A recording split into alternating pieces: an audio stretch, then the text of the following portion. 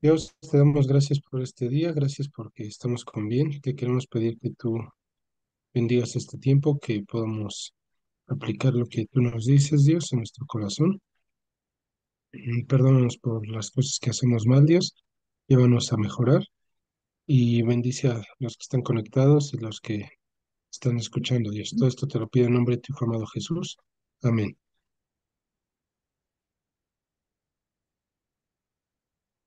Bueno, miren, ahorita vamos a continuar con la vida de Jesús. Le decía a mi mamá que no tengo tengo problemas con Microsoft, con la licencia, entonces no les puedo. Intenté poner imágenes, pero no, ya no tuve oportunidad. Pero bueno, vamos a ir leyendo y de ahí les voy a ir comentando, ¿vale? Sería en Marcos 8:27, para que vayan allá.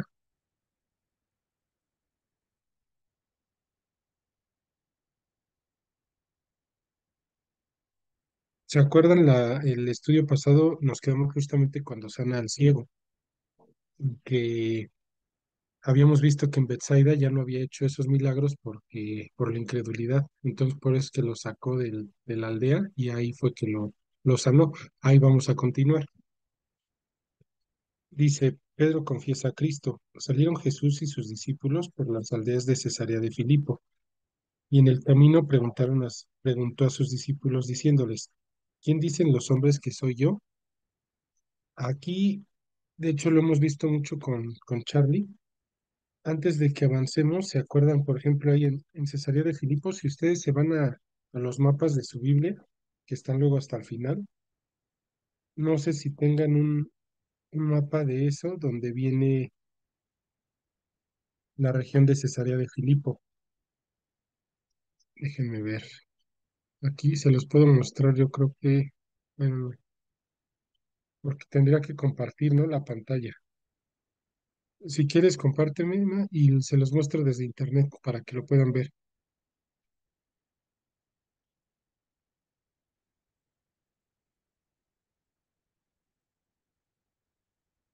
Sí, ya puedes compartir, hijo. A ver, ok.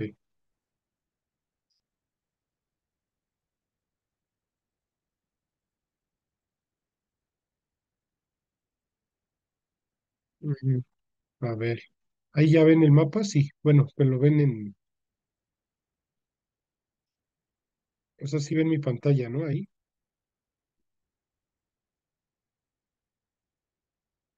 déjenme ver.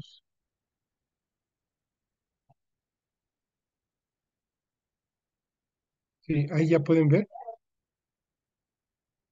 Ah, es que tienes el micrófono. No, creo que sí. Sí, sí, sí se puede ver. Bueno, miren, aquí donde dice en el número 3 que es Cesarea de Filipo, de por sí los nombres, todos los que digan de Cesarea y eso lo hacen por, eh, por, por César, ¿no? Que le ponían esos nombres. Pero miren arribita donde está el número 2 el Monte Hermón. Entonces, ¿se acuerdan que en toda esa región, miren, venía de Bethsaida, que es el número 6? Entonces subieron a Cesarea de Filipo, al norte, pero ahí hay mucho que ver. ¿Se acuerdan de las regiones o todos los lugares? Lo veíamos con Charlie, justamente ahí. De hecho, en la Biblia, si ustedes lo buscan, hagan de cuenta que dice, ¿dónde está? Ya lo perdí. Ah, dice Cesarea de Filipos o Panias. Aquí no, en este mapa no lo dice, pero en el de la Biblia sí. ¿Por qué Panias? Porque ahí tenían al dios Pan. Y como lo veíamos con Charlie, el dios Pan era como un fauno que adoraban. Entonces había mucha idolatría en toda esa parte. Y en el Monte Hermón, que está muy cerca, también todos los judíos creían que ahí habían descendido los ángeles, los que se metieron con las mujeres, y ahí estaban. Entonces, justo Jesús eligió ese lugar. Déjenme, bueno, lo dejo ahí para que vayamos leyendo. Entonces, si nos regresamos, eh, o sea, no es coincidencia que justamente Jesús pregunta ahí, ¿quién dicen los hombres que soy yo? justamente en esa región. Entonces después dice, ellos respondieron, unos Juan el Bautista, otros Elías y otros alguno de los profetas. Entonces él les dijo, ¿y vosotros quién decís que soy? Respondiendo Pedro le dijo, tú eres el Cristo. Pero él mandó que no lo dijese esto de él a ninguno. De por sí, igual, porque pensaban muchos que era Juan el Bautista, otros Elías, porque se acuerdan que tenía ciertas características, ¿no? Por ejemplo, Juan el Bautista, pensaban que como había muerto y estaba como reencarnado en Jesús o algo así, por cómo era, o sea, por lo que hacía Juan y todo eso, muchos pensaban eso, o que era Elías, porque igual había profecías de que Elías iba a venir, entonces de ahí la mayoría pensaba eso, pero aquí justamente Pedro, ya ven que siempre le falla, pero ahí sí no le falló a Pedro, pero fue porque, imagínense, lo que les decía, cuánto hemos ido viendo de la vida de Jesús y todo lo que ha ido mostrando, y era para que todos los de su pueblo supieran que él era Cristo, por todos los atributos que tenía, porque, por ejemplo, Juan el Bautista, pues no calmaba la tempestad, no sanaban, entonces, por mucho, era diferente la característica que él tenía. Pero bueno, de todas formas, por eso les hizo la pregunta a sus discípulos. Y efectivamente aquí sí, sí, Pedro dijo adecuadamente que él era el Cristo. Cristo es el Mesías o el ungido, eso significa. Dice, lo mismo dicen, pero él les mandó que no dijesen esto de él a ninguno.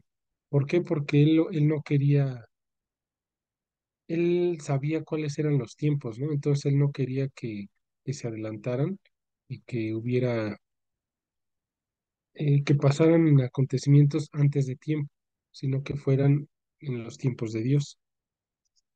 En el 31 dice, y comenzó a enseñarles que le era necesario al Hijo del Hombre padecer mucho y ser desechado por los ancianos, por los principales sacerdotes y por los escribas, y ser muerto y resucitar después de 3 días. Aquí esto igual es muy importante porque pues él ya le estaba revelando tal cual lo que iba a pasar con él. Pues él ya les estaba diciendo, eh, fíjense, ahorita vamos a ver primero lo de hijo del hombre. Eso ahorita vamos a ver qué significado tiene lo de hijo del hombre. Y luego dice, ya le está describiendo tal cual desechado por ancianos, principales sacerdotes, escribas y ser muerto y resucitar después de 3 días. O sea, él sí se lo estaba revelando a sus discípulos, pero ellos no sé, o sea, muchas veces ya ven que llegamos a escuchar y se nos olvida o lo dejamos. Él, hagan de cuenta que estaba igual así, revelándoles claramente lo que iba a pasar con su vida. Eso va a ser importante. Es en Marcos 8:31. De hecho, miren, déjenme busco. ¿Quién se acuerda lo que dice del Hijo del Hombre? O sea, ¿por qué a Jesús se le conoce como el Hijo del Hombre? No sé si alguien recuerde.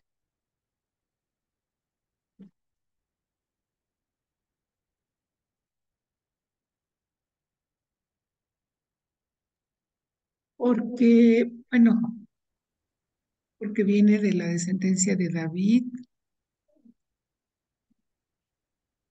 Mm, sí, pero hay otra, ahí viene de una profecía. No sé si recuerdan de dónde viene.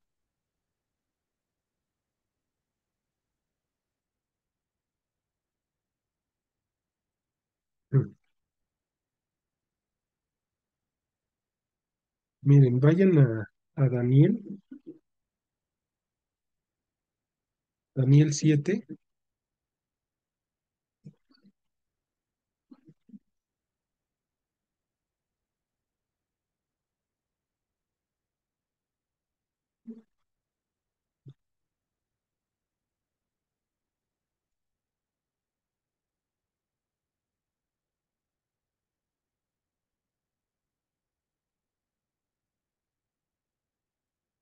Ahí voy, pero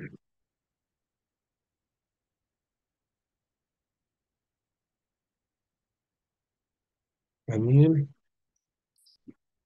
muy bien.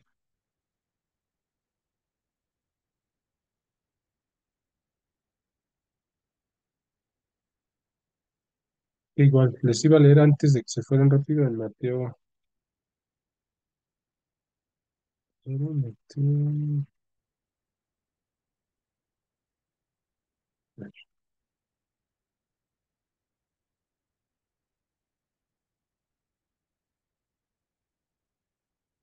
miren, hijo del hombre, 8:20. Ustedes váyanse ahorita, les digo, no les leo rápidamente. En Mateo 8:20 igual vuelve a decir del Hijo del Hombre. Miren, dice, Jesús le dijo, las zorras tienen guaridas y las aves del cielo nidos, mas el Hijo del Hombre no tiene dónde recostar su cabeza.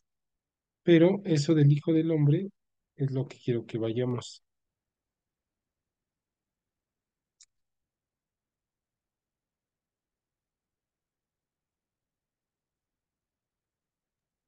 Miren, Daniel ¿se acuerdan? 7, ¿qué? Daniel 7. Miren, rápido les leo 7:1. No sé si recuerdan, lo vimos de hecho una vez aquí, Sandra, de los sueños de las visiones de Daniel, igual lo vi en Pachuca. Pero miren, les leo brevemente para que se acuerden. 7:1. En el primer año de Belsasar, rey de Babilonia, tuvo Daniel un sueño y visiones de su cabeza mientras estaba en su lecho. Luego escribió el sueño y relató lo principal del asunto. Daniel dijo, miraba yo en mi visión de noche y aquí que los cuatro vientos del cielo combatían en el gran mar. Entonces, ¿se acuerdan lo del mar? Pues es caos, ¿no? Entonces, y representa pues igual el mundo. Y vamos a ir viendo los imperios mundiales. No sé si recuerdan, les digo. Dice, la primera era como león y tenía alas de águila. Yo estaba mirando hasta que sus alas fueron arrancadas y fue levantada del suelo y se puso enhiesta sobre los pies a manera de hombre y le fue dado corazón de hombre. Este imperio, si recuerdan, es Babilonia y a través de Nabucodonosor. Después que dice, y he aquí otra segunda bestia semejante a un oso, la cual se alzaba de un costado más que del otro, y tenía en su boca tres costillas entre los dientes, y le fue hecho así, levántate y devora mucha carne. Es más, se los voy a poner en la imagen para que puedan verlo. Mm, Este, Daniel.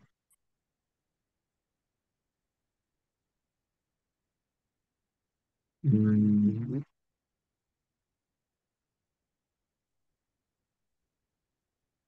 mm, Aquí está, para que lo puedan ver.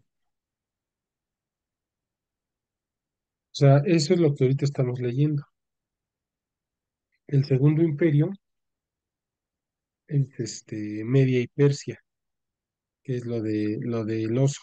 Después dice en el 6, después de esto miré y aquí otra semejante a un leopardo, con cuatro alas de ave en su espalda, tenía también esta bestia cuatro cabezas y le fue dado dominio, que esa, como ven ahí, es Grecia, y el cuarto imperio mundial Roma. Después de esto miraba yo en visiones de la noche y aquí la cuarta bestia, espantosa y terrible y en gran manera fuerte, la cual tenía unos dientes grandes de hierro, devoraba y desmenuzaba y las obras hollaba con sus pies, y era muy diferente a todas las bestias que vi antes de ella y tenía 10 cuernos.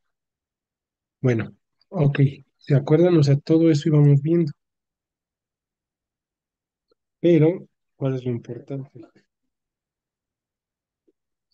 Para no leerles todo, miren, déjenme les digo, al 9 nos vamos a saltar. Estuve mirando hasta que fueron puestos tronos y se sentó un anciano de días. Ahí el anciano de días se refiere a Dios Padre, cuyo vestido era blanco como la nieve y el pelo de su cabeza como lana limpia. Su trono llama de fuego y las ruedas del mismo fuego ardiente. Un río de fuego procedía y salía delante de él, y salía de delante de él millares de millares le servían y millones de millones asistían delante de él. El juez se sentó y los libros fueron abiertos. Yo entonces miraba a causa del sonido de las grandes palabras que hablaba el cuerno. Miraba hasta que mataron a la bestia y su cuerpo fue destrozado, entregado para ser quemado en el fuego. Habían también quitado a las otras bestias su dominio. Les había sido prolongada la vida hasta cierto tiempo. Y esta es la parte importante. Dice, miraba yo en la visión de la noche y he aquí con las nubes del cielo venía uno como hijo de hombre, que vino hasta el anciano de días y le hicieron acercarse delante de él. Entonces, todo lo que vemos ahorita de Mateo, de Marcos, cuando dice el hijo del hombre, cuando dice Jesús el hijo del hombre refiriéndose a él, es de esta profecía de Daniel y vamos a ver quién es este hijo de hombre o qué pasa, porque eso es clave. ¿Qué dice el 14? Y le fue dado dominio, gloria y reino para todo, para que todos los pueblos, naciones y lenguas le sirvieran. Su dominio es dominio eterno que nunca pasará y su reino uno que no será destruido. Entonces, ¿qué nos está diciendo? Que a pesar de estas bestias, Babilonia, Medo-Persa, Grecia, Roma, y que controlaban, que eran los imperios globales, sobre todas esas bestias está el Hijo del Hombre, que es al que le fue dado dominio, gloria y reino. Ahora, este hijo de hombre es diferente al anciano de días. Imagínense así la escena. El anciano de días es Dios Padre, el hijo del hombre es Jesús y le van a dar dominio sobre todos los imperios mundiales. Ahora, si me regreso, ustedes quédense ahí, pero nada más si me regreso a Marcos, lo que les decía, fíjense, en el 8:31, y comenzó a enseñarles que le era necesario al hijo del hombre. Ya desde que les dice eso, ellos debieron de haber relacionado con Daniel y debieron de haber dicho, ah, o sea que Jesús es el Hijo del Hombre y es el que va a tener poder y dominio. Pero miren ellos que han de haber pensado, porque dice, es necesario el Hijo del Hombre padecer mucho y ser desechado por los ancianos, por los principales sacerdotes y por los escribas y ser muerto. Pero aquí, ¿cuál es la clave? Y resucitar después de 3 días. Entonces, si vamos viendo, regresándome a Daniel, ellos quizás decían, bueno, si tú eres el Hijo del Hombre y dice que te le fue dado dominio, gloria y reino para que todos los pueblos, naciones y lenguas le sirvieran, su dominio es dominio eterno que nunca pasará y su reino uno que no será destruido. Como que a ellos yo creo que les causaba conflicto porque decían, por un lado, tu dominio eterno nunca pasará y cómo es que vas a morir, aunque resucites, pero ellos como que decían, no, no nos cuadra, porque no, no debería de pasar así. Si se supone que dice Daniel que tú vas a dominar, tú tendrías que tener el control. Pero ¿por qué se refiere a dominio eterno y todo eso? Porque acuérdense que Jesús tenía que morir para pagar por los pecados de todos y resucitar para vencer a la muerte. Y después de eso es cuando ya se iba a manifestar. Entonces, por eso es que luego les causaba conflicto o tenían esas dudas. Pero de ahí viene lo del Hijo del Hombre. O sea, para que cuando ustedes lean, hay muchas partes donde viene en el Evangelio que el Hijo del Hombre, aunque dirán, ¿a qué se refiere? ¿Por qué Hijo del Hombre? Es porque viene de Daniel, o sea, hace referencia a esa profecía. Ok, ahora sí regresen por favor a Marcos 8:32. Esto les decía claramente. Entonces Pedro le tomó aparte y comenzó a reconvenirle. O sea, reconvenirle se refiere a que Pedro le estaba diciendo, no, Jesús, ¿cómo crees que vas a morir y a resucitar? No, no, no, no, no lo hagas, o sea, no, no tienes por qué hacerlo. Y pues Jesús ahí sí se enoja, porque Pedro, aunque al principio, aunque al inicio sí le atinó en que él era el Cristo, después le falla porque quería evitarle que no muriera por nosotros. Pero Jesús sí se enoja porque imagínense que Jesús le hubiera hecho caso y hubiera dicho, sí, tienes razón, Pedro, yo me voy a superar, me voy a realizar y no me voy a morir. No, no tendríamos acceso a la salvación. Entonces, ¿qué dice en el 33? Pero él, volviéndose y mirando a los discípulos, reprendió a Pedro, diciendo, quítate de delante de mí, Satanás, porque no pones la mira en las cosas de Dios, sino en las de los hombres. O sea, tuvo que ser muy claro Jesús diciéndole, no, o sea, aquí te están influyendo, Pedro, porque exactamente no pones la mira en las cosas de Dios, tú estás viendo a corto plazo y nada más dices, no, no te mueras, Jesús, pero el no morir implicaba no salvar a la humanidad. Entonces todo eso, pero lo mismo, ¿dónde lo estaba haciendo? En Cesarea de Filipos, que es muy cerca del Monte Hermón, donde ahí se fue justamente, ahora sí que viendo dónde están todos eh, los espíritus, todas las entes negativas, ahí fue justamente a decirles. Ahora, ¿qué dice? Si seguimos en el 8:34 dice, y llamando a la gente y a sus discípulos les dijo, si alguno quiere venir en pos de mí, niéguese a sí mismo y tome su cruz y sígame. Esto igual es muy complicado para todos nosotros porque, pues, ¿a quién nos va a gustar? Dice, si alguno quiere venir en pos de mí, niéguese a sí mismo. A nadie nos gusta, ¿no? O sea, negarnos a nosotros mismos es todo eso que nos gusta y que no le agrada a Dios, es decir, que no, o sea, morir. Y pues eso es lo que yo creo que es de lo más complicado. Por eso es que en el título se llama el costo del discipulado, porque no nos gusta negarnos a nosotros mismos. O sea, es complicado. O sea, ¿quién va a querer renunciar a lo que nos gusta o a las cosas? Pues no. Dice, y tome su cruz y sígame. Dice, porque todo el que quiere salvar su vida, la perderá. Y todo el que pierde su vida por causa de mí y del Evangelio, la salvará. Les digo que con Dios siempre es al revés. Si nosotros nos esforzamos o por obras intentamos hacer todo bien en nuestra vida, la vamos a perder. O sea, como dice aquí, el que quiere salvar su vida la perderá.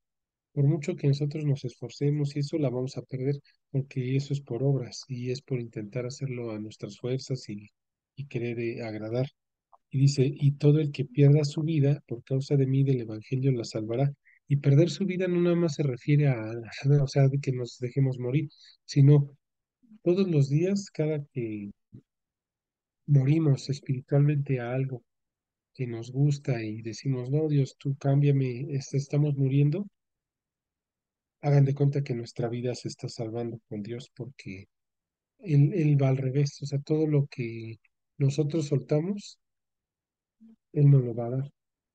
Y así funciona, o sea, es complicado porque, les digo, choca con lo que nosotros buscamos, pero tiene un significado más importante. Nos damos cuenta en el 36 porque dice, porque ¿qué aprovechará el hombre si ganare todo el mundo y perdiere su alma? Acuérdense, él siempre se va a lo espiritual. ¿Y cómo nos podemos dar cuenta de esto? Imagínense a los grandes políticos o a un deportista famoso o a un artista que gana a todo el mundo. O sea, toda la gente está con él, lo siguen millones y prácticamente puede decir que ganó a todo el mundo. Pero ¿de qué le va a servir si pierde su alma? Eso es lo más importante para Dios.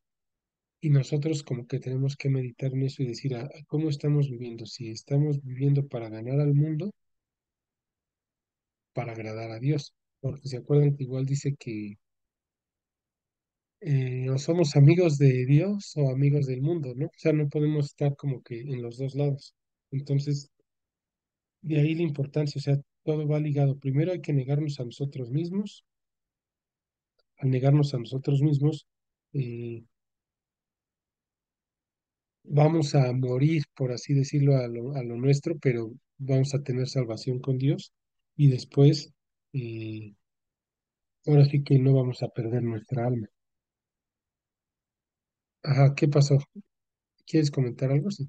Sí, pues sí, hijo, sí, sí es difícil, no, no es fácil.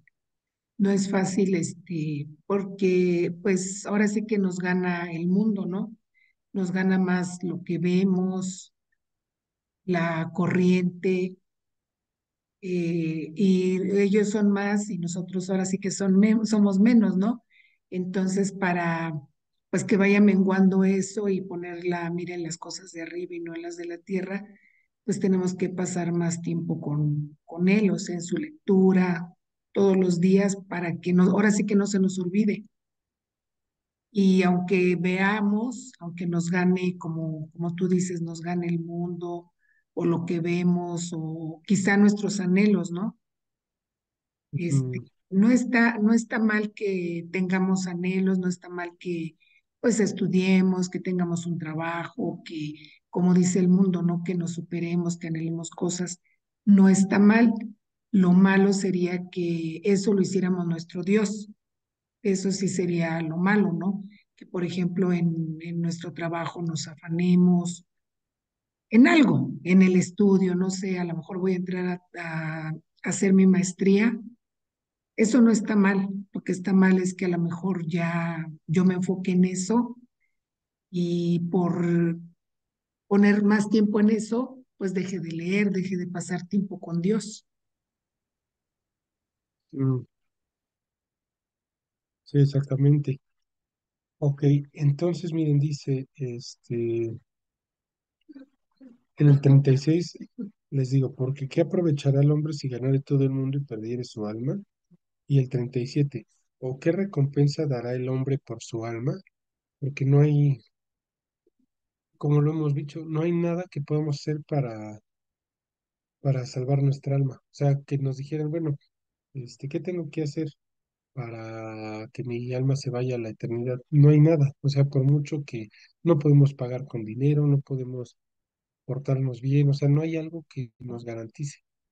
Esa es la clave, o sea, por eso es que él se refiere al tema espiritual, porque siempre en lo espiritual no podemos hacer mucho nosotros. Podemos hacer mucho, por ejemplo, en un trabajo, lo que trabajemos nos lo van a pagar y ahí, y podemos crecer lo que se pueda, ¿no? En el trabajo, con algo monetario. Podemos crecer en un deporte, o sea, en muchas cosas hacemos algo y recibimos, pero en el tema del alma no hay nada que podamos hacer nosotros que digamos, esto que voy a hacer garantiza mi alma. No hay nada. Entonces, salvo lo que hizo Jesús. Por eso es que dice, ¿qué recompensa va a dar el hombre?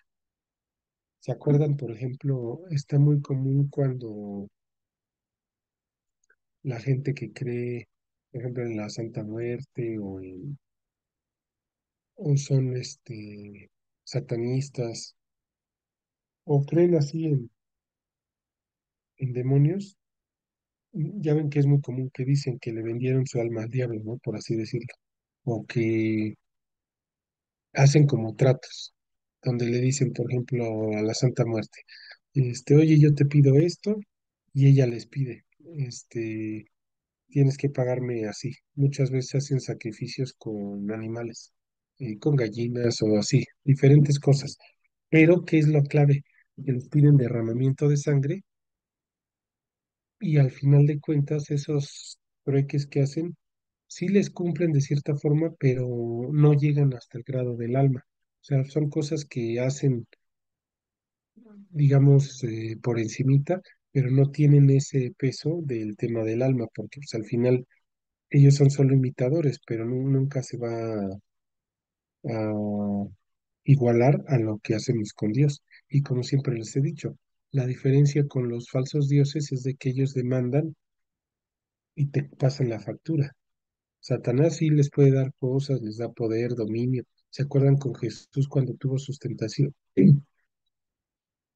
Cuando Jesús tuvo sus tentaciones, una de las más importantes era que Satanás lo puso hasta el pináculo y le decía que todo, hasta un lugar alto, y le decía que todos los reinos iban a ser de él. Entonces, él ofrece todo eso, pero pues ahora sí que se queda corto para lo que Dios nos puede dar, porque él no llega hasta el tema del alma. Esa es la gran diferencia. Luego, ¿qué dice en el 8:38? Porque el que se avergonzare de mí y de mis palabras en esta generación adúltera y pecadora, el Hijo del Hombre se avergonzará también de él cuando venga en la gloria de su Padre con los santos ángeles. Igual, es muy común que al inicio, cuando vamos empezando, o cuando no estamos como con malas rachitas, que nos avergoncemos de Dios y de sus palabras. O sea, muchas veces, a lo mejor en el trabajo o con amigos o con gente que no habíamos visto de mucho tiempo y la volvemos a ver, y cuando nos pregunta cómo te va o eso, muchas veces podemos caer en ese error de avergonzarnos, ¿no? Y de decir, ching, ¿qué va a decir que ya ahora leo la Biblia o que ya busco a Dios? Y va a decir, no, pues si yo te conozco, cómo eres. Y entonces muchas veces podemos caer en este error, pero es muy importante tener nuestras convicciones firmes porque, pues imagínense, si nosotros nos avergonzamos, como dice aquí, Él también se va a avergonzar de nosotros cuando estemos en su gloria, ¿no? Y imagínense ahí sí va a estar más feo porque ya cuando estemos allá y que Él diga, no, pues a mí igual, ahora yo me avergüenzo de ti. Entonces, ahí, miren, hagan de cuenta que porque nosotros como personas siempre vamos a tener altibajos, o sea, eso es normal porque pues, no somos perfectos y muchas veces tenemos malas rachas o la estamos pasando mal, pero no debemos de confundir, o sea, las cosas de Dios son independientes. Por ejemplo, vamos a estar mal en situaciones, podemos estar pecando, lo que sea, pero cuando se refiere al tema de Dios, tenemos que ser firmes en no avergonzarnos de él. O sea, ¿se acuerdan de Jonás? Que incluso cuando leíamos que como dijo, soy hebreo y temo a Dios, aunque estaba huyendo, pero o sea, digo, al menos reconocía que, digamos, se identificaba con Dios. Nosotros igual, o sea, muchas veces podemos no estar muy bien en nuestra vida, pero, pero siempre reconocer y decirle a Dios que Él nos cambie, que Él nos haga mejores personas, que tratemos de buscarlo, de agradarlo, pero eso es muy diferente a allá de plano avergonzarnos y no reconocerlo. O sea, llega a pasar, por ejemplo, ahorita, ¿no? Si me toca dar un estudio o a alguien que le toque compartir a una persona, a veces no estamos al 100, pero que eso no es impedimento para no compartir, porque Dios siempre nos usa de la forma que sea y nos lleva a arreglar o a buscarlo. Entonces, como que esa parte no la tenemos que separar para que siempre sigamos creciendo con Él. Ok, miren, ahora vamos a avanzar a Marcos 9. Esto igual está bien interesante, la transfiguración. Déjenme ver, es que ahí sí creo que no hay imágenes. Déjenme ver. Es que si se conectaba a usted se le duplica el sonido, ¿verdad? Bueno, si no, ahorita le enseño, si no, la imagen. Mm, pues, es que quiero ver a ver si hay algo para mostrarles. No, es que todos estos no van, no.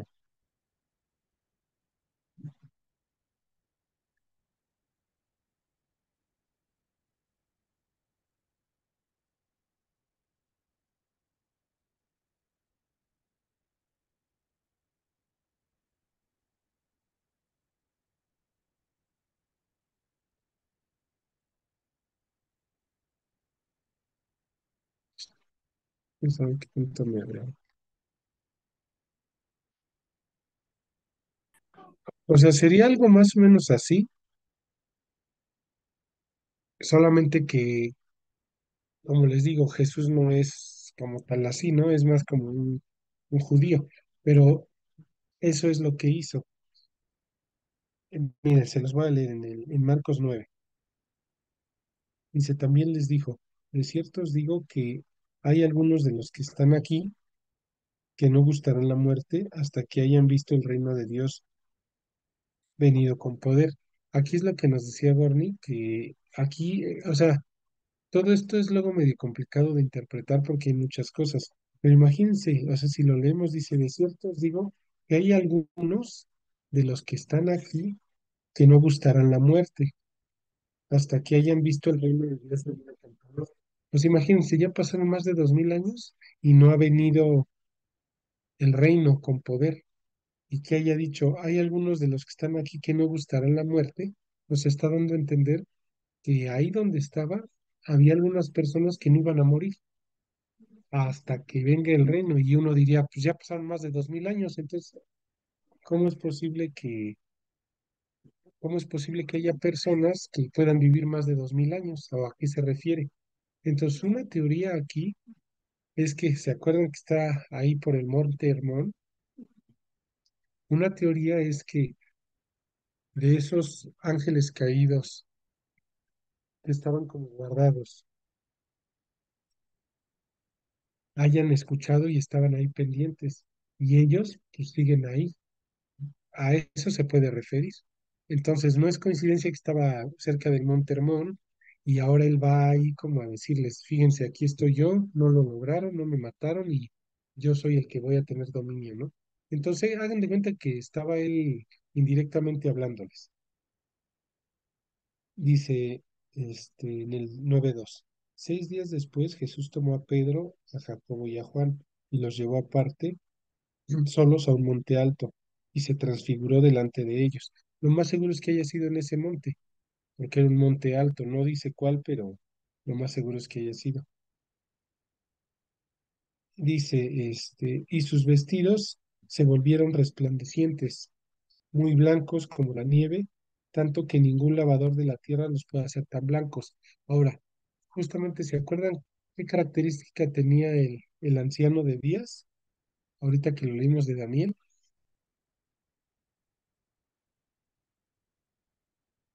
Mira, se los pongo ahí. Su cabello era blanco y sus ojos como fuego de llama. Y mira, miren, dice, estuve mirando hasta que fueron puestos tronos y se sentó un anciano de días cuyo vestido era blanco como la nieve, igualito a lo que la transfiguración de Jesús, y el pelo de su cabeza como lana limpia y su trono llama de fuego y las ruedas del mismo fuego ardiente. Entonces aquí en la transfiguración es muy similar, dice, y sus vestidos se volvieron resplandecientes muy blancos como la nieve, tanto que ningún lavador en la tierra los puede hacer tan blancos. O sea, está diciendo, yo soy igual que el anciano de días, yo soy igual que Dios Padre, y se los reveló solo a ellas. Les digo, no necesita como decir más cosas, pero si nosotros relacionamos y vemos que el anciano de días, su vestido era blanco como la nieve, y aquí Jesús se transfigura y su vestido es blanco como la nieve, pues nos está diciendo, yo soy igual que el anciano de días.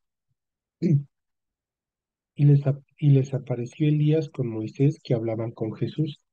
Ahí los vemos, ¿no? Los separamos Moisés pues con sus tablas, ahí lo veríamos.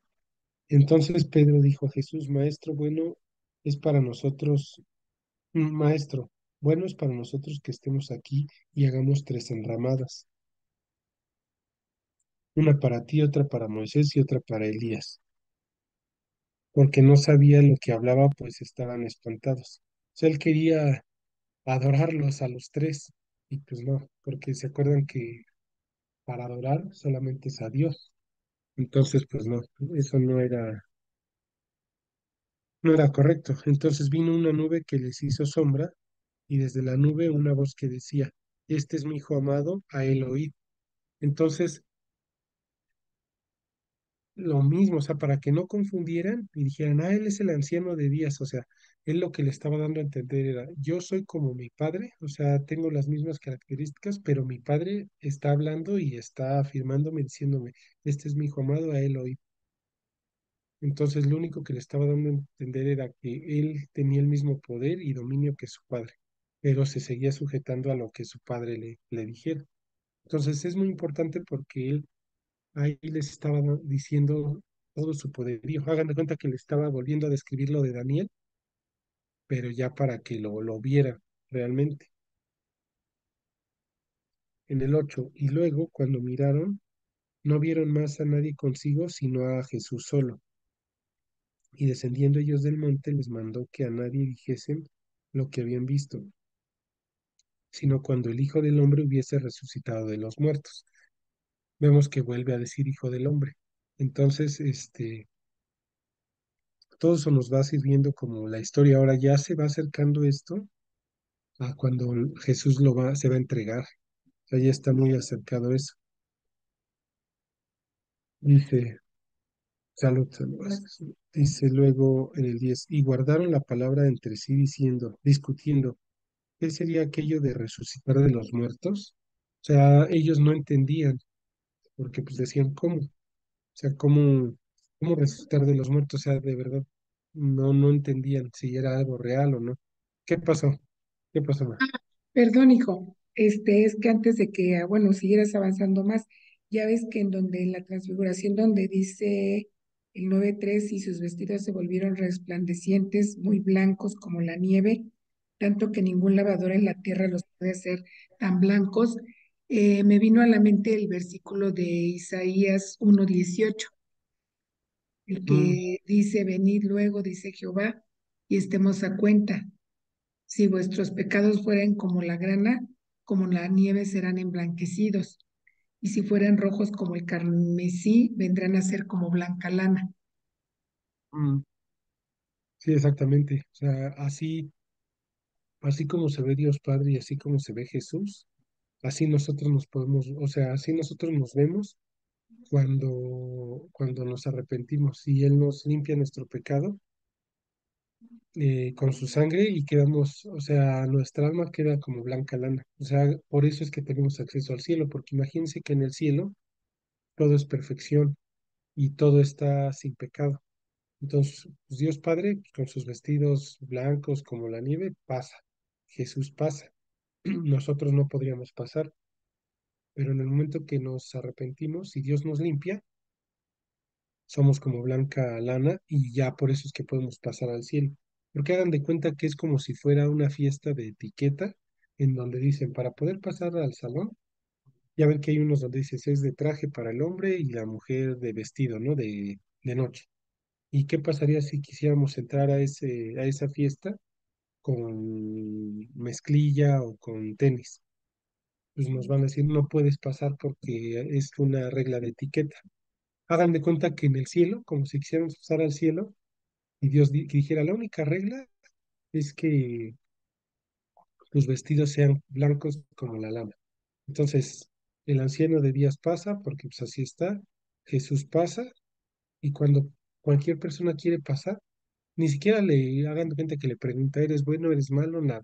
Vamos, le va a decir, ¿vienes con tu vestido blanco como la lana? Y cuando queremos pasar, si tenemos pecado, pues hagan de cuenta que el pecado son manchitas. Entonces no podríamos pasar, diría, no, no pasas, no pasas, no pasas. Y al momento de cuando nos ponemos a cuenta con Dios en Isaías y le pedimos que nos perdone, nos limpie, dice que aunque fueran los pecados rojos, nos vuelve como blanca lana. Y en ese momento es que ya ahora sí dice Dios, ah, mira, ya vienes con tus vestidos blancos, ahora sí ya puedes pasar. Así es como funciona. Es una forma más de ver como la salvación, así sería. Ok, entonces, mm, ¿dónde me quedé? Leslie, ¿está el 9? Sí, ¿no? Que dice, el hijo hubiese resucitado de los muertos. Ah, no, en el 10. Y guardaron la palabra entre sí diciendo, discutiendo, ¿qué sería aquello de resucitar de los muertos? Y le preguntaron diciendo, ¿por qué dicen los escribas que es necesario que Elías venga primero? Ah, sí, porque ahí sí ellos decían, bueno, ¿cómo va para que se cumpla la profecía, Elías tenía que venir primero? Y ellos como que decían, ¿y Elías qué pasó con Elías? Respondiendo, él les dijo, Elías a la verdad vendrá primero y restaurará todas las cosas. Y como está escrito del Hijo del Hombre que padezca mucho y sea tenido en nada, pero os digo que Elías ya vino y le hicieron todo lo que quisieron como está escrito de él. Entonces, él ahí se está refiriendo a Juan el Bautista prácticamente. Entonces, ya se había cumplido. Él lo que le está diciendo es, ya vino Elías. Ya ahorita ya me toca a mí, o sea, ya no hay nada más que esperar, ya se está cumpliendo las profecías y sobre eso vamos, ¿no? Ok, seguimos en el 9:14. Cuando llegó a donde estaban los discípulos, Vio una gran multitud alrededor de ellos y escribas que disputaban con ellos. Y enseguida toda la gente, viéndole, se asombró y corriendo a él le saludaron. Y les preguntó, ¿qué disputáis con ellos?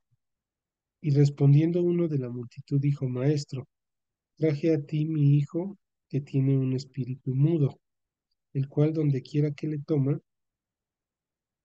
le sacude y echa espumarajos y cruje los dientes y se va secando. Y dije a tus discípulos que lo echasen fuera y no pudieron. O sea, ¿cuál es la situación? Que había una persona que tenía un espíritu, pero ni sus discípulos podían con él. Y respondiendo él les dijo, oh generación incrédula, ¿hasta cuándo he de estar con vosotros? ¿Hasta cuándo os he de soportar? Traédmelo.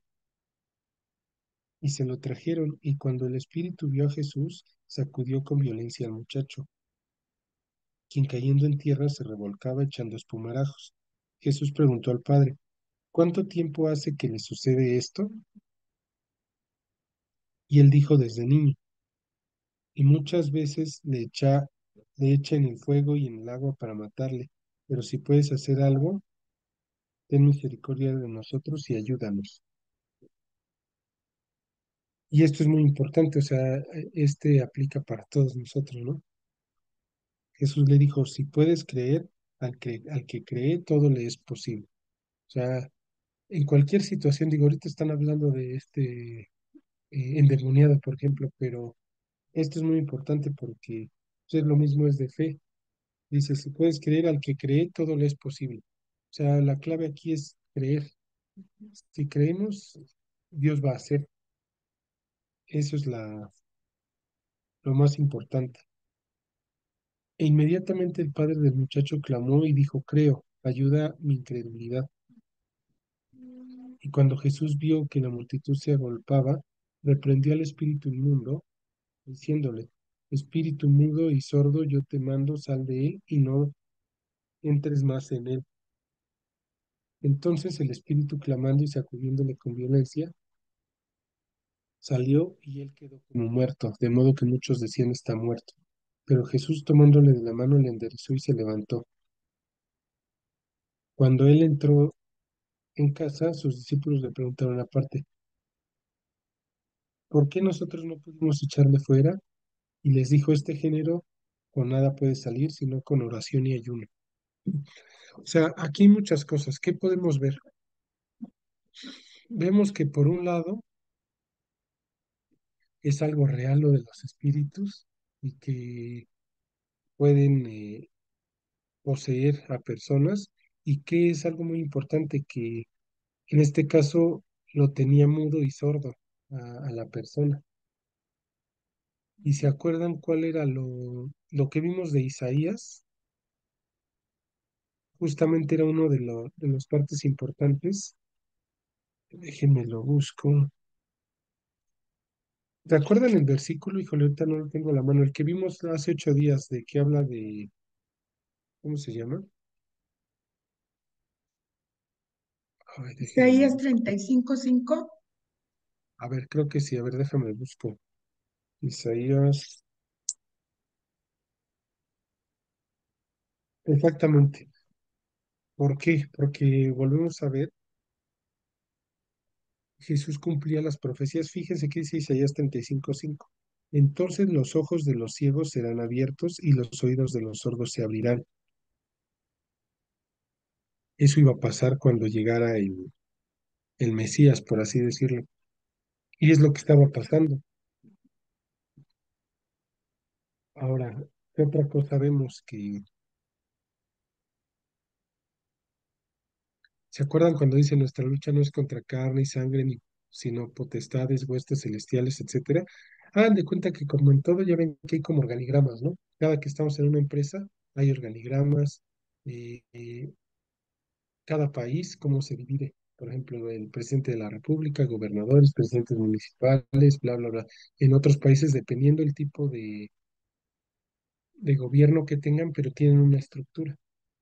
Es lo mismo con Dios y también es lo mismo con el enemigo. las potestades, huestes, todo eso, igual tienen como su jerarquía. Entonces, fíjense aquí cuando dice, mm, este género con nada puede salir sino con oración y ayuno. O sea, al decir este género, quiere decir que hay varios géneros, ¿no? De espíritus. No nada más son todos iguales. Y al final, ¿en qué redunda? Con oración y ayuno. O sea, ¿qué le está dando a entender? Entre más fuerte sea su relación conmigo, menos problemas van a tener, porque para Jesús no fue ningún problema. Pero qué, o sea, la verdad, ¿qué demostró entonces de sus discípulos? Si ellos no podían, ¿qué les dio a entrever? O sea, ¿qué les quiso dar a entender si sus discípulos no pudieron? Pues, que todavía les faltaba una relación más fuerte. O sea, les faltaba orar más, ayunar, o sea, les faltaba tener una relación más genuina, ¿no? Porque pues no pudieron. Y muchas veces así estamos nosotros. Ahora, hay que extrapolarlo no necesariamente para echar fuera un demonio en nuestra vida. Muchas veces no avanzamos en algo y nos quedamos atorados y atorados, pero ¿por qué? Por- Exactamente, no tenemos fe, no oramos, estamos más metidos en otras cosas que en lo espiritual, entonces pues, nos quedamos así como sus discípulos. O sea, independientemente que sea un espíritu, lo que sea, puede ser otra situación de nuestra vida y no avanzamos porque no queremos entregar, no queremos morir a nosotros mismos, no queremos a lo que vimos del costo del discipulado, no lo queremos ser y pues podemos estar así, atorados, atorados y de ahí no vamos a avanzar hasta que en verdad entreguemos esas áreas. Pero bueno, para que veamos cómo es que, o sea, son muchas cosas, tanto en lo espiritual, pero vemos que no hay nada imposible para Dios. O sea, ¿qué es lo único que le pidió? Si puedes creer, al que cree, todo le es posible. Eso es lo único que él está diciendo. Ok, dice el 30. Habiendo salido de allí, caminaron por Galilea y no quería que nadie lo supiese, porque, perdón, enseñaba a sus discípulos y les decía, el Hijo del Hombre será entregado en manos de hombres, y le matarán, pero después de muerto resucitará el tercer día. Pero ellos no entendían esta palabra y tenían miedo de preguntarlo. O sea, volvemos a ver que habla del Hijo del Hombre, que eso ya para que siempre se acuerden del Hijo del Hombre, lo que viene en Daniel, les está prediciendo cómo su muerte. Y miren, esto es muy importante, dice, pero ellos no entendían esta palabra y tenían miedo de preguntarle. Muchas veces, cuando no entendemos algo, nos da miedo preguntar, pero eso no está bien. O sea, siempre es bueno aclarar las dudas, decir, y directamente con Dios, decirle, oye Dios, tengo estas dudas, aquí no entiendo, me causa conflicto, ¿por qué pasa esto? Y yo creo en esta forma, pero no quedarnos con ese miedo de preguntarle, porque por no preguntarle, vamos a ver más adelante que cuando a Jesús lo están tomando y lo van a crucificar, todos salen huyendo, porque tuvieron miedo, pero fue porque no entendían bien qué pasaba. ¿Qué hubiera pasado si ellos le hubieran dicho la verdad? No entendemos, explícanos qué está pasando o cómo que vas a morir, dinos bien, pero ellos no quisieron por miedo. Entonces muchas veces nosotros, por miedo, o por pena, o por vergüenza, por lo que sea, nos quedamos con dudas. Y decimos, no, pues mejor no, ¿qué van a decir si yo pregunto? Pues, ¿qué van a decir que entonces no entiendo? Entonces, es muy importante preguntar, preguntar, preguntar, siempre decir, ¿por qué? No entiendo, ¿qué está pasando? Y principalmente en la lectura de la Biblia. O sea, cada que leamos, si no entendemos, a nuestros pastores a Dios, orar y decirle, Dios, dame entendimiento. Pero es muy importante porque los discípulos, por no aclarar esa duda, andaban así, o sea, no entendían a qué se refería de resucitar, y si ellos le hubieran preguntado claramente, él les pudo haber dicho. Ok, dice el 33, y llegó a Capernaum, y cuando estuvo en casa les preguntó, ¿Qué disputabais entre vosotros en el camino? Mas ellos callaron porque en el camino habían disputado entre sí quién había de ser el mayor. Como nos pasa en nuestra naturaleza, siempre buscamos el que iba a ser el preferido, el que iba a estar por encima de los demás. O sea, siempre buscamos esa parte, ¿no? Por naturaleza y pues miren lo que dice. Entonces él se sentó y llamó a los 12 y les dijo, si alguno quiere ser el primero, será el postrero de todos y el servidor de todos. O sea, le está dando a entender. Tienes que servir. Antes de tú querer estar adelante, vas a servir y ser el postrero, vas a ser el último. Lo mismo, no choca con todo lo del mundo, pero él da a entender, no. O sea, si quieres ser el primero, vas a tener que ser el último. Y tomó a un niño y lo puso en medio de ellos y tomándole en sus brazos les dijo, el que recibe en mi nombre a un niño como este, me recibe a mí. Y el que a mí me recibe, no me recibe a mí, sino al que me envió. Entonces va por cadenita. Dice, el que recibe en mi nombre a un niño como este, me recibe a mí. ¿Qué está dando a entender? O sea, normalmente nos damos cuenta de cómo es la naturaleza de una persona en cómo trata a los niños o cómo es con los niños. Porque a partir de ahí habla de la paciencia, del amor, de cómo nos dirigimos ante ellos con respeto, etcétera. Entonces, al que da a entender, mira, si recibes a un niño en mi nombre, me vas a recibir a mí y el que me recibe a mí, a Dios. O sea, ¿qué está dando a entender? Tiene que haber una congruencia en cómo eres con las personas, en cómo eres con Dios. No puedes decir, ay, yo amo a Dios, yo soy así, y ser grosero con las personas, no tratarlas con respeto, no tratarlas con amor. O sea, tiene que haber una congruencia, o sea, porque Dios está en todo, en la naturaleza, en los animales, en todo.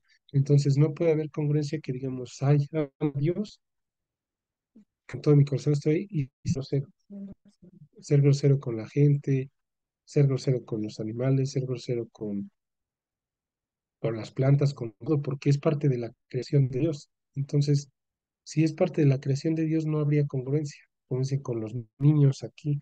O sea, es como un todo. Si amamos a Dios, tendríamos que estar en comunión con todo, con toda su parte de su creación, porque si no, es incongruente, no hay una relación y Dios se queda como diciendo, o sea, no me puedes amar a mí y a los demás no, o no puedes estar bien conmigo y en lo demás no, porque tiene que haber congruencia. Dice, el que recibe en mi nombre a un niño, me recibe a mí.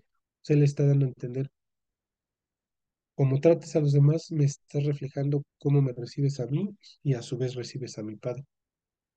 Entonces, eso es algo muy importante que tenemos que trabajar como personas porque, o sea, no podemos como verlo aislado y decir, yo mi relación con Dios está bien aquí, pero con las personas no me llevo bien, o yo estoy independiente, ¿no? O sea, es una congruencia, es una línea, acuérdense. De hecho, nosotros somos los embajadores de la salvación, nosotros somos los principales que tenemos que compartir de Dios. Y para poder compartir, más allá de las palabras que digamos, tiene que ser con nuestra vida y con cómo tratamos a los demás, porque ahí es donde se va a reflejar el amor que tenemos hacia Dios. Entonces, todo eso tiene que ser un conjunto y créanme que esa congruencia hace que en automático las personas se conviertan, en automático las personas van a querer saber, en automático las personas se les va a antojar porque es diferente. Ok, les leo esto último. Dice, Juan le respondió diciendo, Maestro, hemos visto a uno que en tu nombre echa fuera demonios, pero él no nos sigue y se lo prohibimos porque no nos seguía. Pero Jesús dijo, no se lo prohibáis, porque ninguno hay que haga milagro en mi nombre que luego pueda decir mal de mí, porque el que no es contra nosotros, por nosotros es, y cualquiera que os diere un vaso de agua en mi nombre, porque sois de Cristo, de cierto os digo que no perderá su recompensa. Sí, o sea, Esto igual, como les diré muchas veces, y se da a lo mejor ahorita, ¿no? Vemos que dentro del cristianismo hay muchísimas iglesias, ¿no? Y denominaciones y cosas así, pero hay muchas que quizás estén en la misma doctrina que nosotros, pero pues obviamente por cuestiones de geografía, de zonas, lo que sea, muchas veces puede ser que no tengamos relación. Por ejemplo, no sé, en la Ciudad de México, que es muy grande, en cualquier lugar. Y puede haber personas que estén compartiendo la palabra de Dios y obviamente, pues imagínense, o sea, ¿qué les quiero de entender? No nada más Generación 316 es la única que tiene sana doctrina y es la única que Dios escucha. O sea, hay muchas otras denominaciones o, bueno, nombres de cristianos, como sea, que igual tienen una sana doctrina. Vamos a suponer, por ejemplo, Marcos Vidal, que está en España y que él canta, pero él igual es pastor y él igual predica. Y si una vez han escuchado unas de sus predicaciones, pues es igual sana doctrina. Y no necesario, o sea, él no, ahí en España no se llama Generación 316. Y es sana doctrina y se comparte y todo. O sea, nada más es importante que identifiquemos que, como bien dice aquí, el que no es contra nosotros, por nosotros es. O sea, mientras esté compartiendo de la palabra sana doctrina y eso, pues adelante, es bueno.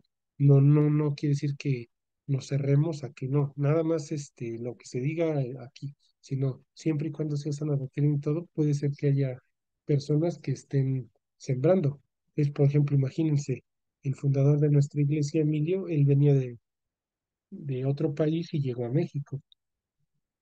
Pero imagínense él con la gente que aprendió, si nos vamos a esos tiempos, cuánta gente con la que él aprendió, de ahí no ha de haber llegado a otros países, a otros lugares, y de cierta forma debería de ser lo mismo. Entonces, la clave está entre más seamos los que hablemos de Dios, pues es mejor porque más rápido es la semilla. Se va multiplicando y multiplicando.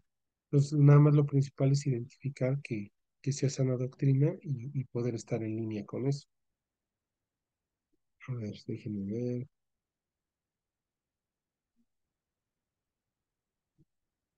Miren el 42.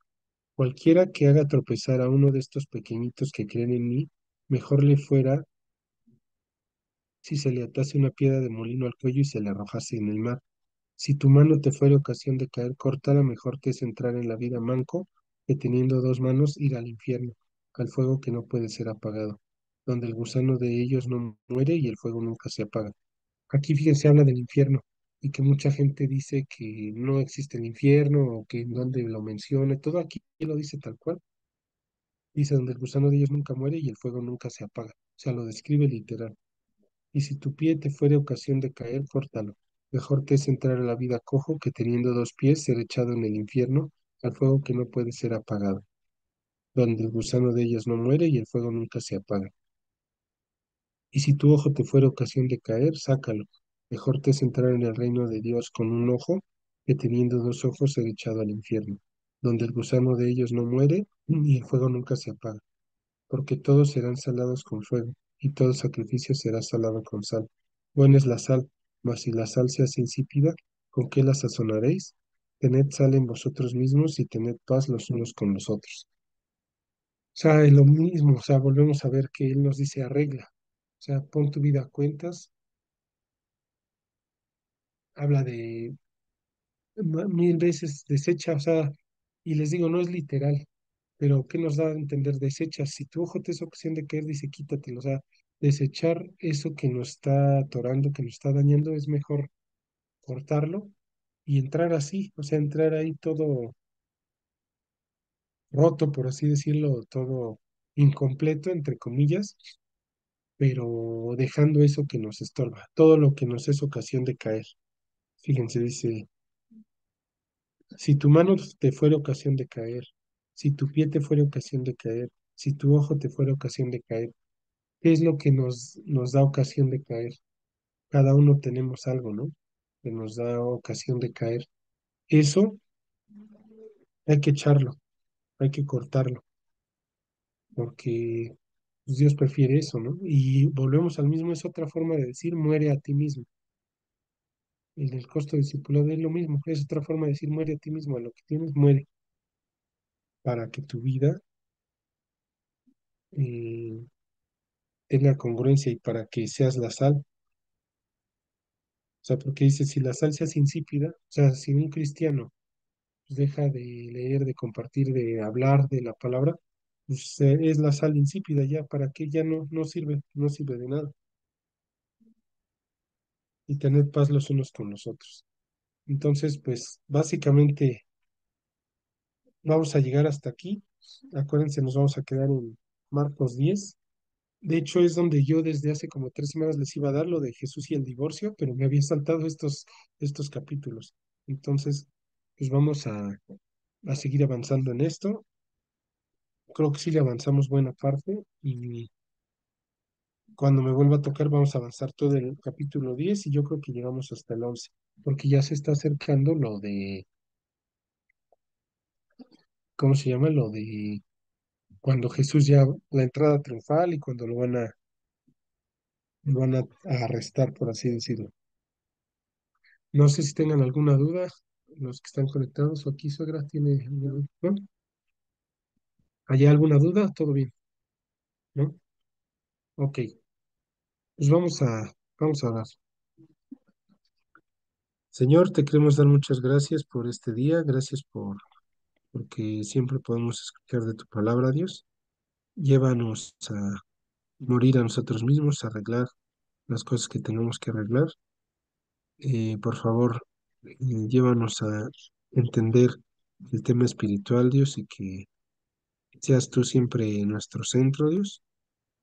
Bendice mucho este día, a las personas que se conectaron. Bendice mucho a mi suegra que hoy cumpleaños. Por favor, tú dale muchísimos más años de vida, que ella siga disfrutándolos, que tenga salud, que pueda sentirse feliz y que siga creciendo contigo, Dios, en tu palabra. Bendice a toda su familia de mi suegra y Dios, pues a los que están conectados también llévalos a buscarte, Dios, a bendecirlos. Tú resplandece tu rostro sobre todos nosotros y todo esto te lo pedimos en el nombre de tu Hijo amado Jesús. Amén.